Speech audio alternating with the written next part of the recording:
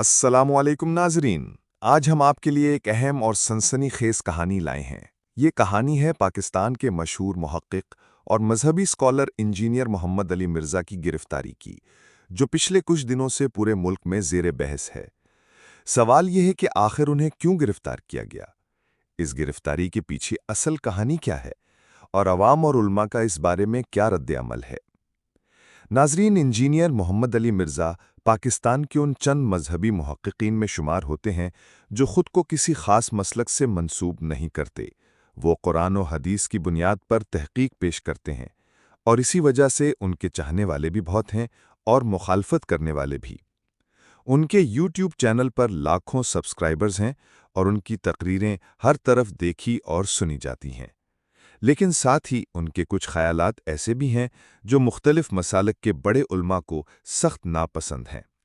یہی وجہ ہے کہ وہ کئی دفعہ تنازعات میں پھنس چکے ہیں۔ 25 اگست 2025 کو اچانک یہ خبر آئی کہ علی مرزا کو پنجاب پولیس نے جہلم سے گرفتار کر لیا ہے۔ پولیس نے بتایا کہ انہیں maintenance of public order (MPO) کے تحت حراست میں لیا گیا ہے۔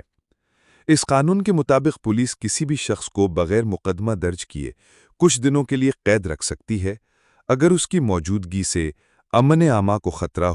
ناظرین، ظاہر ہے یہ گرفتاری اس لیے کی گئی کہ ان کی موجودگی سے عوامی جذبات بھڑک سکتے تھے اور امن و امان خراب ہو سکتا تھا۔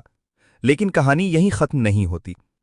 اگلے دن یعنی 26 اگست 2025 کو ایک FIR درج ہوئی جس نے معاملہ اور سخت بنا دیا۔ اس FIR میں انجینئر مرزا پر پاکستان پینل کوڈ کی دفعہ 295C لگائی گئی، جو توہین رسالت کے جرم سے متعلق ہے، اور ساتھ ہی الیکٹرانک کرائمز ایکٹ 2016 کی دفعہ 11 بھی شامل کی گئی۔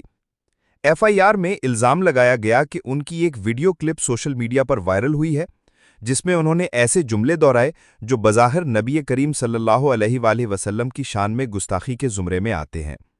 ناظرین، جیسے ہی یہ خبر پھیلی تو پورے ملک میں ہلچل مچ گئی۔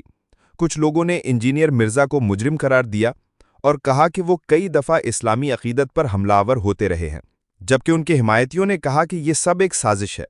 ان کا کہنا ہے کہ انجینئر مرزا نے اصل میں وہی الفاظ دہرا کر بتائے جو بعض مخالفین کہتے ہیں، لیکن ان کے بیان کو توڑ مروڑ کر پیش کیا گیا تاکہ ان کے خلاف کیس بنایا جا سکے۔ کچھ وکیل اور انسانی حقوق کے نمائندوں نے اس گرفتاری پر سخت تنقید کی۔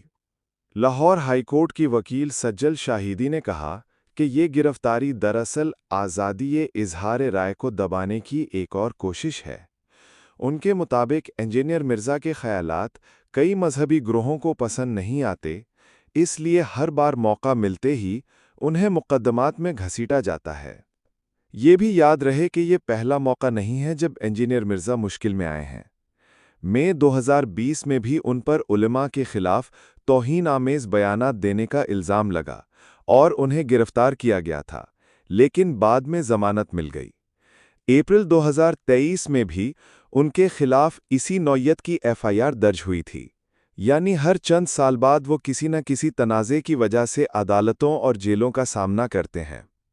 اگرچہ اس بار گرفتاری کے بعد ان کی کوئی نئی ویڈیو سامنے نہیں آئی، لیکن ماضی میں وہ ہمیشہ کہتے رہے ہیں کہ وہ کسی کی توہین نہیں کرتے، وہ صرف تحقیق پیش کرتے ہیں، اور اگر کوئی ان کے الفاظ کو سیاق و سباق سے ہٹ کر بیان کرے تو یہ ان کا قصور نہیں۔ ان کے ماننے والے بھی کہتے ہیں کہ انجینئر مرزا ہمیشہ قرآن و سنت کے دلائل دیتے ہیں، لیکن چونکہ وہ فرقہ واریت کے خلاف بولتے ہیں، اس لیے انہیں بار بار نشانہ بنایا جاتا ہے۔ اب سوال یہ ہے کہ آگے کیا ہوگا؟ قانونی ماہرین کا کہنا ہے کہ اگر عدالت کو یہ لگا کہ ان کے الفاظ واقعی توہین رسالت کے زمرے میں آتے ہیں تو سزا نہایت سخت ہو سکتی ہے، لیکن اگر یہ ثابت ہو گیا کہ بیان کو غلط انداز میں پیش کیا گیا ہے تو وہ بری بھی ہو سکتے ہیں۔ پولیس کا موقف یہ ہے کہ گرفتاری عوامی امن کے لیے کی گئی تاکہ مذہبی اشتعال انگیزی نہ بڑھے، لیکن ناقدین کا کہنا ہے کہ اگر یہی اصول ہے تو پھر ملک کے بہت سے بڑے علماء بھی ایسی باتیں کرتے ہیں جن پر امن و امن خراب ہو سکتا ہے، لیکن ان کے خلاف کبھی کوئی کارروائی نہیں ہوتی۔ ناظرین، انجینئر علی مرزا کی گرفتاری نے ایک بار پھر پاکستان کے سب سے بڑے اور حساس مسئلے کو سامنے رکھ دیا ہے، اور وہ ہے توہین مذہب کے قوانین کا استعمال۔